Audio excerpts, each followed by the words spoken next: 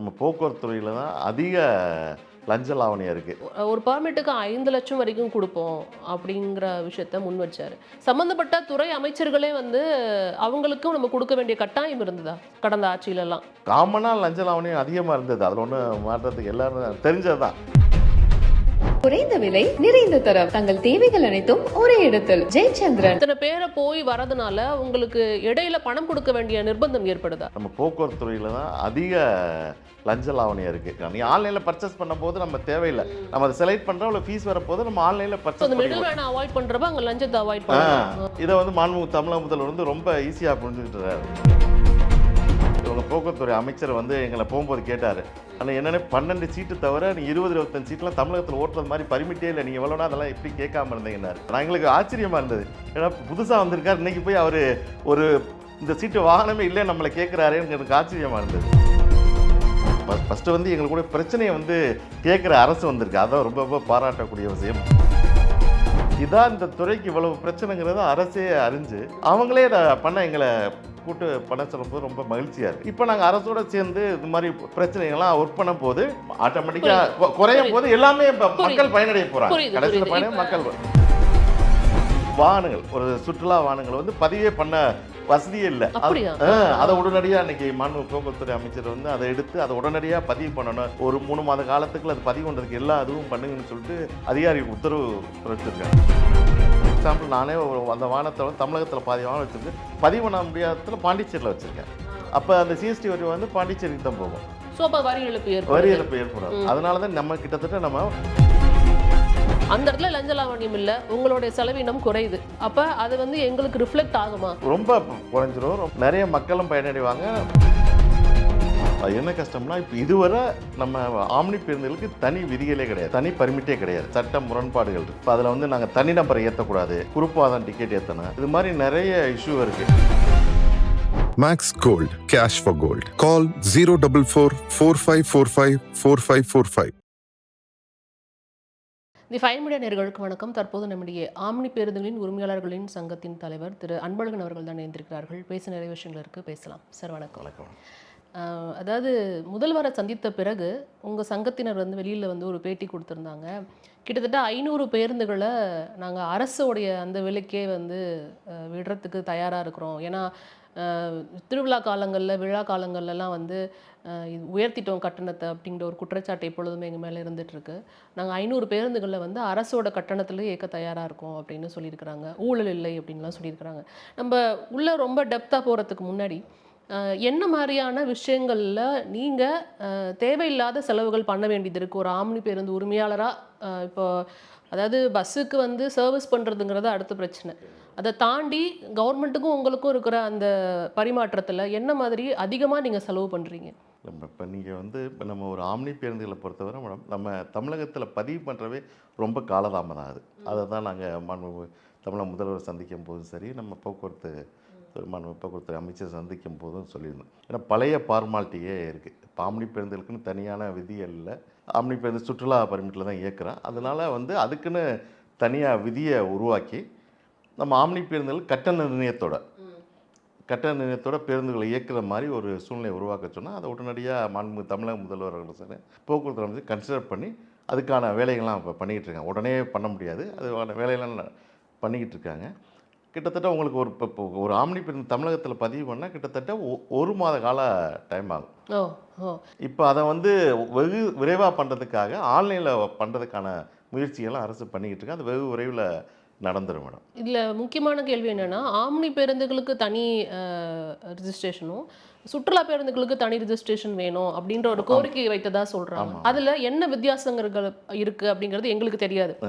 அதில் என்ன வித்தியாசம் இருக்குது, அதில் என்ன கஷ்டம் இருக்குது? அது என்ன கஷ்டம்னா, இப்போ இதுவரை நம்ம ஆம்னி பேருந்துகளுக்கு தனி விதிகளே கிடையாது, தனி விதிகளோ தனி பர்மிட்டே கிடையாது. இந்தியா முழுவதும் நம்ம 1988 மோட்டார் வாகன விதிகள் என்ன உருவாக்கணுங்களோ அதே விதிகளில் சுற்றுலா பேருந்தாக தான் இன்றைக்கி ஆம்னி பேருந்தில் பதிவு பண்ணி நாங்கள் இயக்கிக்கிட்டு இருக்கோம். அதில் வந்து நிறைய சட்ட முரண்பாடுகள் இருக்குது. இப்போ அதில் வந்து நாங்கள் தனி நம்பரை ஏற்றக்கூடாது, குரூப்பாக தான் டிக்கெட் ஏற்றணும், இது மாதிரி நிறைய இஷ்யூ இருக்குது. அப்போ வந்து இப்போ கடந்த காலங்களில் அரசுகள் வந்து எங்களை வந்து ஒரு கண்ட்ரோல் பண்ணுறதுக்கு இது ஒரு விதிமீறல் மாதிரி எடுத்து போய் வழிநெடுகில் வந்து வாகனத்தை நிறுத்தி சோதனை செய்வாங்க. அதனால் பயணிகள் பாதிக்கப்படுவாங்க. அதெல்லாம் இன்னைக்கு வந்து எங்களுக்குள்ள ஃபஸ்ட்டு வந்து எங்களுக்குள்ள பிரச்சனையை வந்து கேட்குற அரசு வந்திருக்கு. அதான் ரொம்ப ரொம்ப பாராட்டக்கூடிய விஷயம். மாண்புமிகு தமிழக முதல்வர் அவர்களை சந்திக்கும் போது அவர் எங்களுக்கு இப்போ அந்த விஷயம் தெரியுமோ தெரியல, அது அடுத்த விஷயம் எங்களுக்கு அவ்வளோ கூர்மையாக கேட்குறாங்க. பேருந்து நிலையம்னா என்ன பிரச்சனை, அது மாதிரி இது கேட்டால் தானே இதை சீர்திருத்த முடியும். அதை சேர்க்கிற மாண்புமிகு போக்குவரத்துறை அமைச்சர் அவர்களும் இதை கேட்டாங்க. பக்கத்து மாநிலத்தில் நாங்கள் சொன்ன உடனே 3 நாள் கழித்து திருப்பி அதே விஷயத்தை கேட்குறாங்க. ஆந்திராவில் ஒரே நாட்களில் பதிவு பண்ணுறாங்க, நீங்கள் தமிழகத்தில் முடியலை. ஏன்னா சட்ட விதிகள் வந்து ரொம்ப பழைய விதியாகவே இருக்குது. இப்போ இந்த சட்ட விதிகள் வந்து நீங்கள் சொன்னீங்க இந்தியாவில் வந்து இருக்கிற சட்ட விதிகள் தான் இருக்குன்னு. அப்போ மற்ற மாநிலங்களெல்லாம் அதை மாற்றிட்டாங்களா? சில மாநிலங்களை மாற்றிருக்காங்க, சில மாநிலங்களை மாற்றலை. இப்போ ஆந்திராவில் ஒரே நாளில் வந்து பேருந்து இயக்க முடியும்னு நீங்கள் ஏற்கனவே ஒரு இதில் சொல்லியிருந்தீங்க. இப்போ இன்னைக்கு எடுத்தால் இன்னைக்கு ஈவினிங்கே பேருந்து இயக்க முடியும்னு. இங்கே ஏன் அது முடியல? அங்கே என்ன தடையாக இருக்குது? இல்லை, இப்போ நீங்கள் ஆந்திரா போனீங்கன்னா மேடம், ஒரு பேருந்து எடுத்துகிட்டு போனால் ஆதார் சிஎஸ்டி இருந்துச்சுன்னா நீங்கள் ஃபிங்கர் பிரிண்ட் ஓனர் நம்ம சென்னையிலே உட்காந்து அங்கே பதிவு பண்ணி இன்றைக்கி மாலையே பேருந்து இயக்க முடியும். ஆனால் தமிழகத்தை பொறுத்தவரை இன்றைக்கி ஒரு ஆம்னி பேருந்து பதிவு பண்ணணும்னா மோட்டார் நம்ம தமிழக போக்குவரத்து ஆணையரகத்தில் போய் பர்மிட் அப்ளை பண்ணு, அவர் வந்து அந்த வட்டார போக்குவரத்து அலுவலருக்கு அனுப்பிச்சு இந்த உரிமையாளர் வந்து இந்த இடத்துல இருக்காரா, இவர் ஆம்னி பேருந்துகளுக்கு சாலை வரி கட்டி இயக்க முடியுமாங்கிறத வெரிஃபை பண்ணி அப்புறம் தான் நம்ம போக்குவரத்து ஆணையர் வந்து தான் பர்மிட்டை இஷ்யூ பண்ணுவாங்க. அதுக்கப்புறம் நாங்கள் வட்டார போக்குவரத்து அலுவலகத்தில் போய் பதிவு பண்ணி இயக்குங்கும் போது கிட்டத்தட்ட 1 மாத கால அவகாசம் ஆயிடுது. அதுக்கு நான் கிட்ட ஒரு 70-80 லட்சம் செலவு பண்ணி ஒரு பேருந்துகள் வாங்கும்போது அது 1 மாத இஎம்ஐ இன்ட்ரெஸ்ட் இதெல்லாம் நிறைய எங்களுக்கு வேஸ்ட் ஆகுது. இந்த விவரத்தை சேகரிக்கிறது வந்து சரியான விஷயம் தானே. இப்போ உங்களால் வந்து ரோட் டேக்ஸ் கட்ட முடியுமா, அதெல்லாம் வந்து செக் பண்ணுறதுங்கிறது சரியான ஒரு விஷயம் தானே. அதுக்கு அந்த காலதாமதம் அதிகம் நீங்கள் நினைக்கிறீங்க? 1 மாத காலத்தில் இன்னைக்கு உள்ள சூழ்நிலை இன்னைக்கு எல்லாமே மேடம் நம்ம ஆதாரம் வச்சு நீங்கள் ஃபஸ்ட்டெல்லாம் மொபைலில் என்ன பண்ணுவோம், மொபைல் சிம் கார்டு அப்ளை பண்ணி நமக்கு 2-3 நாள் கழிச்சு வரும். இன்றைக்கி வந்து ஃபிங்கர் பிரிண்ட் வச்சு உடனே மொபைல் கிடையாது. இன்றைக்கி உள்ள டெக்னாலஜி வெரிஃபிகேஷன் நடக்குதா? நம்ம ஆதார் சிங்கானா மட்டும் தான் அது கொடுக்குறாங்க. நாங்கள் ஒரு பேருந்து மட்டும் 80 லட்சம் 90 லட்சத்துக்கு நான் ஒரு பேருந்து வாங்க போகிறேன். அதுக்கு வந்து நான் சாலை வரிங்கிறது காலாண்டுக்கு கிட்டத்தட்ட 1.5 லட்சம் ரூபா தான். அது கட்டாமல் போகிறதுக்கு வாய்ப்பு குறைவு. அதை தவிர எக்ஸ்பீரியன்ஸ்டு இருக்காங்க, அது ஆல்ரெடி எக்ஸ்பீரியன்ஸ்டாக அதில் உரிமையாளர்கள் ஆல்ரெடி பேருந்து வச்சுருக்கவங்களுக்கு உடனே கொடுக்கலாம். அது மாதிரி நிறைய சட்ட விதிகள்லாம் ரொம்ப நம்ம பின்னோக்கி இருக்கான். அதைத்தான் நான் இப்போ இந்த டைரெக்டாக நீங்கள் வந்து ஒரு ஃபிங்கர் பிரிண்ட் வச்சதுக்கப்புறம் உங்கள் ஆதாரோட அதை கனெக்ட் ஆகுது. அதுக்கப்புறம் வந்து வெரிஃபிகேஷன் முடிஞ்சு உங்களுக்கு ஈவினிங்கே வந்து பெர்மிட் கிடச்சி பஸ் இயக்க ஆரம்பிச்சிடுறீங்க. இப்போ இங்கே வந்து இத்தனை பேரை போய் வரதுனால உங்களுக்கு இடையில பணம் கொடுக்க வேண்டிய நிர்பந்தம் ஏற்படுதா? அது உங்களுக்கு நம்ம எல்லாரும் அறிந்தது தான். நம்ம ஒரு 2 வீலர் இல்லை, நான் வந்து இது வந்து புதுசாக ஒரு 40 ஆண்டு காடுகளாக வந்து ஒரு காமன் பீப்புளாக வந்து என்ன 2 வீலர் வாங்குவோம், மிஞ்சி போனால் கார் வாங்குவோம். கண்டிப்பாக பஸ் பற்றி எங்களுக்கு எந்த ஐடியாவும் இல்லை. அதனால தான் நாங்கள் அதை கேட்டு தெரிஞ்சுக்கலாம். அதில் என்ன தடங்கள் இருக்குது உங்களுக்கு? நம்ம இருக்கிறதுலே நம்ம போக்குவரத்து துறையில் தான் அதிக லஞ்ச லாவணியாக இருக்குது. இதை மாண்புமிகு தமிழக முதல்வர் அவர்களுக்கு அறிவாங்க, போக்குவரத்துறை அமைச்சர் அவர் அறிவாங்க. ஏன்னா நம்ம சாதாரண மக்கள் ஒரு லைசன்ஸ் வாங்குறதுலேருந்து, ஒரு 2 வீலர் பதிவு பண்ணலேருந்து, ஒரு கார் பதிவு பண்ணலேருந்து எல்லாமே நம்ம பழகிட்டோம். அது எல்லாமே ஃபிக்ஸ்டு. இன்றைக்கி வந்து நம்ம ஒரு 2 வீலர் லைசன்ஸ் வாங்கினா எவ்வளோ எக்ஸ்ட்ரா நம்ம பே பண்ணோம், கார் பதிவு பண்ண எவ்வளோ எக்ஸ்ட்ரா பே பண்ணோம், அது எல்லாமே எல்லாருக்கும் தெரியும். உடனே மாற்ற முடியாது. இன்றைக்கி உள்ள அரசுகளும் உடனே இன்றைக்கே மாற்ற முடியுமாங்கிறத மாற்ற முடியாது. ஒரு நல்ல முன்னேற்பாடாக பண்ணியிருக்காங்க. இப்போ எல்லாமே ஆன்லைனில் இப்போ இந்த ஸ்பெஷல் நம்பர் வாங்குகிறோம், அதுக்கெல்லாம் இப்போ ஆன்லைனில் கொண்டு வந்திருக்காங்க. நீங்கள் ஆன்லைனில் இப்போ ஒருத்தர் தொடர்பு பண்ணால் தானே இந்த லஞ்ச லாவணி இருக்காங்க. நீங்கள் ஆன்லைனில் பர்ச்சேஸ் பண்ணும்போது நம்ம தேவையில்லை, நம்ம அதை செலக்ட் பண்ணுறோம், அவ்வளோ ஃபீஸ் வரப்போது நம்ம ஆன்லைனில் பர்ச்சேஸ் பண்ணுவோம். அவாய்ட் பண்ணுறப்ப அங்கே லஞ்சத்தை அவாய்ட் பண்ணுவோம். இதை வந்து மாண்புமிகு தமிழக முதல்வர் வந்து ரொம்ப ஈஸியாக புரிஞ்சுக்கிட்டுறாரு.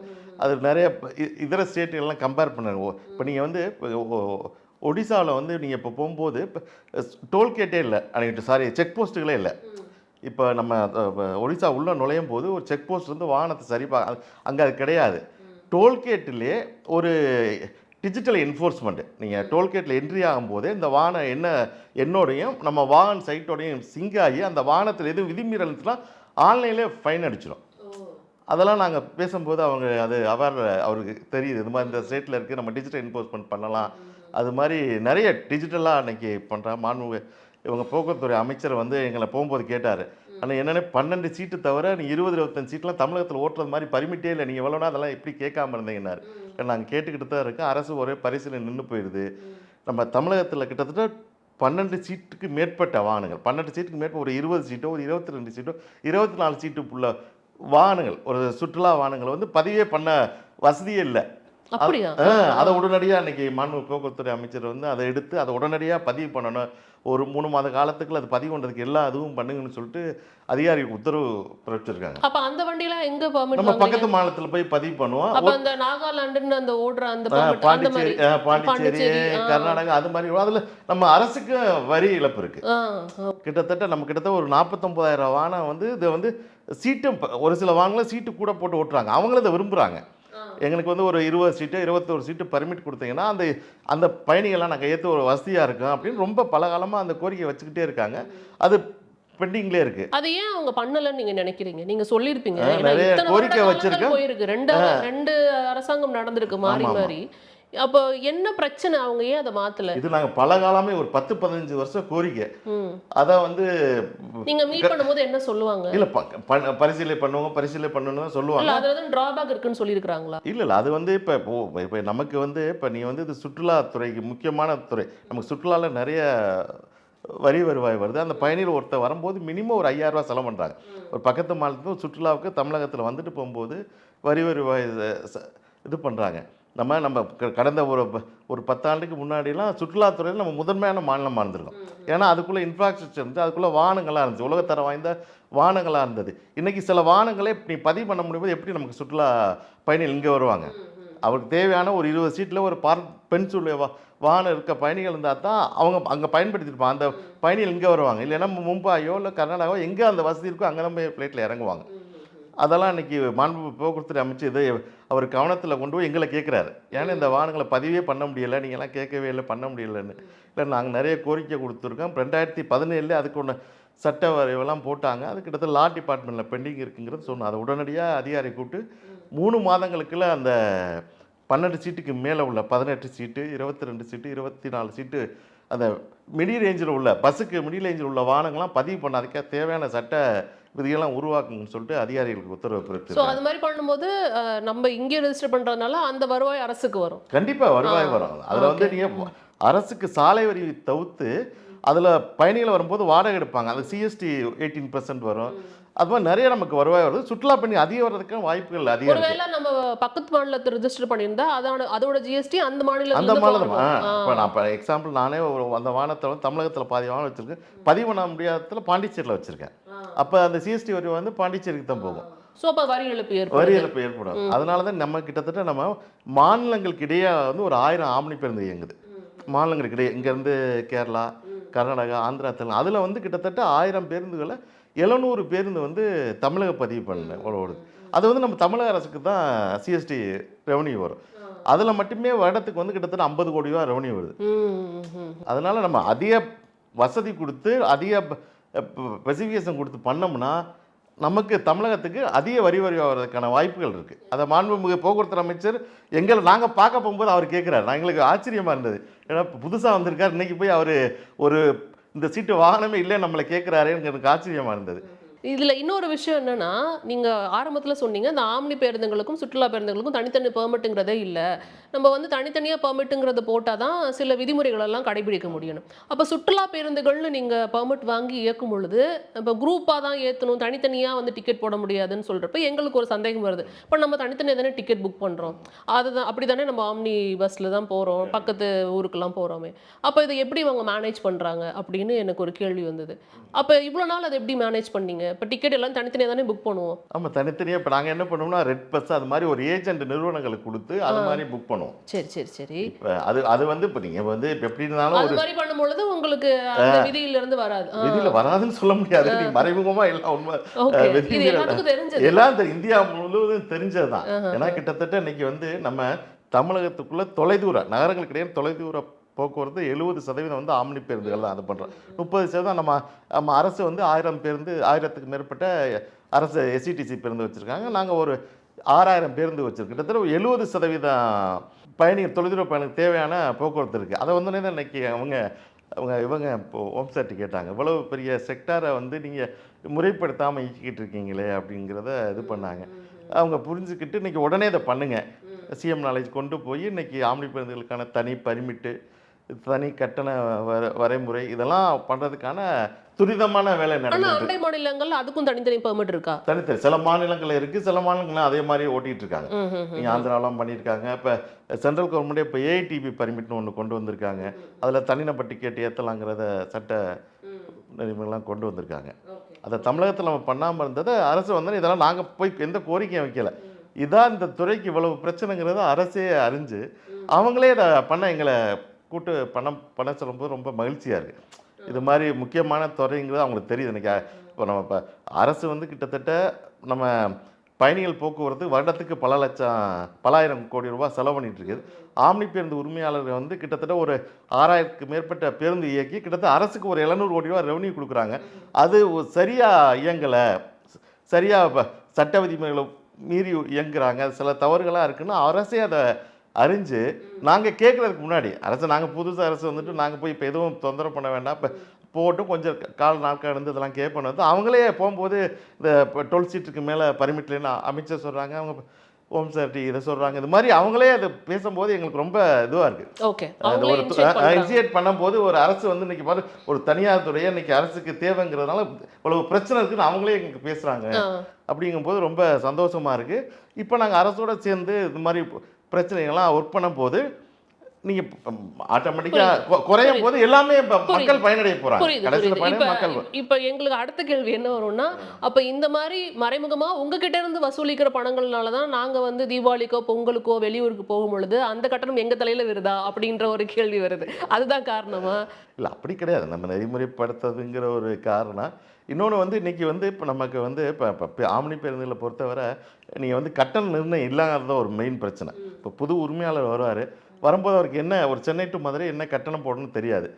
அவர் அன்றைக்கி யார் பக்கத்தில் யார் போட்டிருக்காங்களோ போட்டு ஓட்டுறாங்க. இப்போ நீங்கள் இன்றைக்கி எடுத்தீங்கன்னா சென்னை டு கோயம்புத்தூர் எடுத்திங்கன்னா ஒரு 140 வண்டியில் பார்த்தீங்கன்னா ஒரு 50 பேர் பார்த்தீங்கன்னா அரசு பேருந்து 870 போட்டிருப்பாங்க. எங்கால 500, 550, 600 போட்டிருப்பாங்க. சில பேர் கூட போட்டிருப்பாங்க. எதுன்னே தெரியாமல் எப்படி தொழில் பண்ணுங்க, ஒரு அறியாமையினால இது மாதிரி நிறைய நடக்கிறாங்க. இல்லை, நாங்கள் பார்க்குறோம். இப்போ நாங்கள் இப்போ தொடர்ந்து ஒரு ட்ராவல்ஸில் பயணிக்கும் பொழுது அதோட ஸ்டார் ரேட்டிங் இன்க்ரீஸ் ஆகுது அப்படின்னா மறுநாளே பார்த்தீங்கன்னா அதில் வந்துட்டு காஸ்ட் இன்க்ரீஸ் பண்ணிடுறாங்க, பஸ் ஃபேர் வந்து இன்க்ரீஸ் ஆயிடுது அப்படிங்கிறத பார்க்க முடியுது. முதல்ல கம்மியாக புக் பண்ணியிருப்போம், பார்த்தா ஸ்டார் ரேட்டிங் இன்க்ரீஸ் ஆக அவங்க மறுபடியும் வந்து விலை ஏற்றிடுறாங்க. அப்போ இது வந்து முறைப்படுத்தப்படாத கட்டணம் இருக்கிறதுனால தான் அப்படி எடுத்துக்கலாமா, இல்லை வந்து அது முறைப்படுத்தப்பட்டாலும் இப்படி தான் இருக்கும் அப்படின்னு எடுத்துக்கலாம்? முறைப்படுத்த முடியாது. நம்ம அரசு ஒரு கட்டண நிர்ணயம் பண்ணும்போது நம்ம மெயின் காரணம் முறைப்படுத்த முடியாது. கடந்த பொங்கல் தீபாவளிக்கு எல்லாமே அரசு என்ன சொன்னுச்சு, கடந்த அரசு என்ன சொன்னுச்சுன்னா இது மாதிரி வாங்கக்கூடாது, வாங்கினா வந்துட்டு தனிப்பட்ட அந்த டிராவல்ஸ்க்கு ஃபைன் விதிக்கப்படும்னு சொல்லி ஃபைன் எல்லாம் கலெக்ட் பண்ணதான் நாங்கள் பல செய்திகள் பார்த்தோம். அதை தாண்டியும் அப்போ வந்து நான் 2000 ரூபா, 2500 ரூபா, 3000 ரூபா வரைக்கும் கொடுத்து ட்ராவல் பண்ணுறாங்களே நாங்கள் பார்க்குறோம். ஆனால் இது எப்படி அவங்க வந்து கன்சிடர் பண்ணுறாங்க?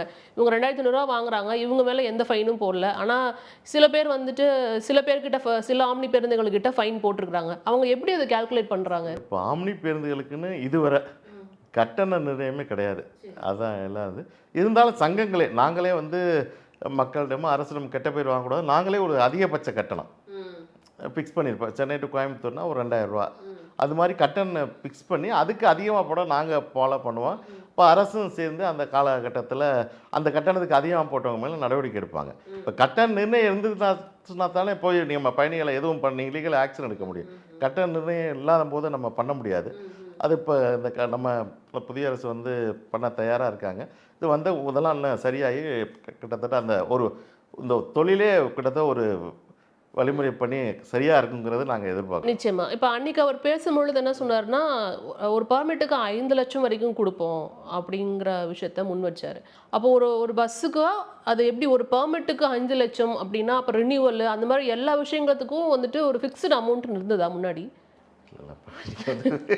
வட்டார போக்குவரத்து அலுவலகத்தில் தவிர்த்துலாம் அப்படியா? இல்ல, இது அதுதான் ஓப்பனா சொல்லிட்டாங்க, உங்க சங்கத்தினர் தான் அவங்க சொன்னாங்க. அதனால நாங்க தைரியமா இந்த கேள்வியை முன்வைக்கிறோம். இல்லை, இன்னைக்கு வட்டார போக்குவரத்து அலுவலகத்தில் நம்ம மேமட்டத்தில் இன்னைக்கு எங்கேயுமே இல்லை. ஆனால் வட்டார போக்குவரத்து அலுவலகத்துல இன்னும் மாறலை. இப்போ அது கொஞ்சம் கொஞ்சமாக தான் மாறுது. இப்போ கேட்குறத தவிர்த்துட்டு இப்போ கொடுத்தா வாங்குற மாதிரி சூழ்நிலை இருக்குது. அது காலப்போக்கில் கண்டிப்பாக லஞ்ச லாவணியவே இருக்காதுன்னு நாங்கள் எதிர்பார்க்குறோம். அப்ப கொஞ்சம் மாறி இருக்கு. கொஞ்சம் கொஞ்சம் மாறி இருக்கு. அது அந்த ஏன்னா பயம் ஒரு இருக்கு. பைசா கூட இல்லாம நாங்க பெர்மிட் வாங்கணும் அப்படின்னு அன்னைக்கு அந்த பேட்டியில அவர் சொன்னாரு. ஏன்னா அதிகாரிகளை வந்துட்டு 40 நாளைக்கு முன்னாடி இருந்த அதிகாரி இப்ப இல்லை, ஏன்னா லஞ்சம் வாங்கிட்டாருங்கிறதுனால அவர் நீக்கிட்டாங்க அப்படின்ற ஒரு பேட்டி அவர் கொடுத்துருக்கிறாரு. அப்ப அந்த இடம் இப்ப முதல்ல அமைச்சர்களுக்கிட்ட போகும், அதுக்கப்புறம் தான் நம்ம கைக்கு வரும். இப்ப அதிகாரிகளே டைரக்டா பெர்மிட் கொடுக்குறாங்க அப்படின்லாம் சொல்றாரு. அப்படிதான் நடக்குதா? ஆமாம். இப்போ நீங்கள் இப்போ அரசு பார்த்தீங்கன்னா புதுசு ஆணையரை ஒருத்தர் நியமிக்கிறாங்க. அந்த ஆணையர் வந்து ஆவணி பேருந்துகள் சம்மந்தமாக சில கோப்புகளை கையெழுத்து போடலை. உடனே நம்ம உடனே இப்போ அது உடனே ஒரு செய்தி தாளில் வருது. உடனே 1 or 2 டேஸ்லேயே அந்த ஆணையரை மாற்றிடுறாங்க. இது வந்து ஒரு அதிகாரி மட்டத்தில் ஒரு பயம் இருக்கும்ல.